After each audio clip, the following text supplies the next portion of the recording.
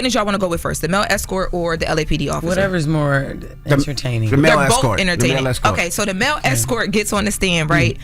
Black male escort. Yes, he's a black man. He's like probably like 5'7", really stocky, like, you know, muscle. I could tell when he walked in, I'm like, oh, he must be like a dancer or something. Oh no, Charlamagne's body could never. Okay. He's like a dancer or something. So he gets on the stand. You ain't never seen me with my shirt off, man. Let her finish, please. Baby, listen, look at you sitting over. Sit up, looking all pudgy.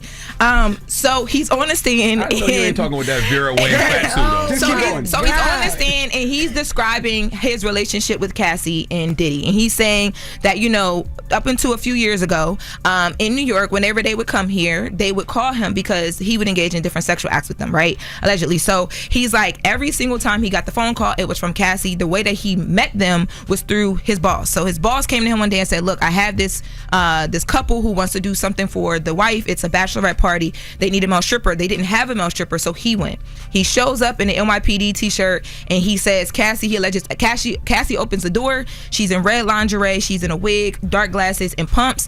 And she's like, listen, your boss told me that I'm supposed to give you $200, and this is what he's alleging. And instead, she gives him $4,000. She's like, I want to explain to you what's about to happen. So this is not a bachelorette party. My husband likes to do special things for me. He wanted to do this for my birthday. He just wants us to like rub baby oil on each other and, you know, just kind of like get familiar with each other. And whatever happens from there, if you're comfortable, I'm open to it. So he's like, okay. So he goes in. He says when he walked in, on site, like just okay.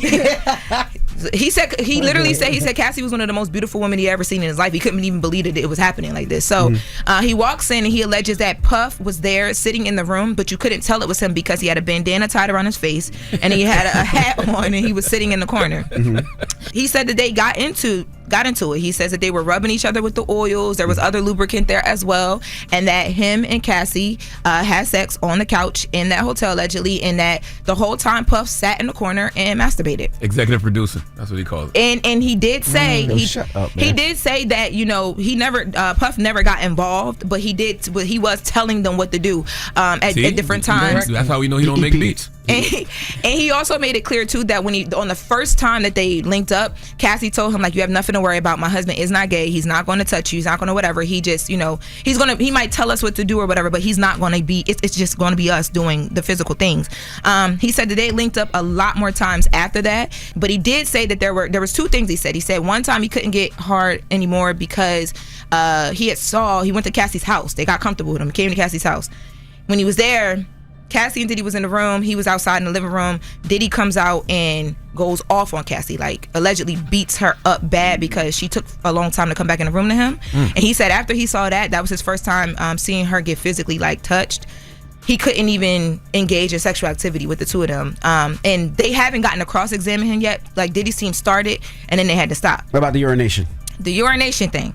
So he randomly was just like recounting their experiences, and he just came out and said, yeah, like, because they were asking him what are some of the things you would have to do. He said, well, one time Cassie asked me to, you know, urinate on her, on her, and now we all gasping like, wait, because the prosecutors. Oh, so Cassie asked him, not Diddy. Exactly, because the prosecutors opened up that literally probably like 15 minutes before that. The prosecutors were like, Cassie is going to tell you that Diddy allegedly made this escort urinate on her.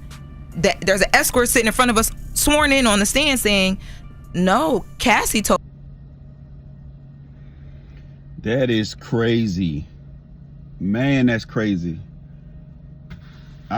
This is a crazy situation. I can only imagine what Cassie's husband is, the thoughts that's running through his head. I hope she was an open book when she met him, because man, she was in there deep. I mean, literally. Like, I know her husband, they say he got up and walked out, but oh God. And just to have them talking about your private life, the private side of your life so publicly, man, that is crazy. Diddy, you was wilding, my boy.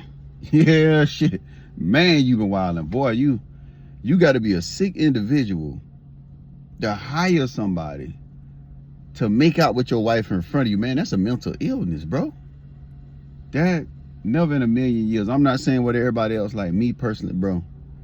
You know how sick that gotta be for you to let somebody make love to somebody that you're in a personal relationship with. and you pleasure yourself while they doing it, oh man, you wildin', bro. You wildin', my boy. Yeah. I don't know about this one, Diddy, bro.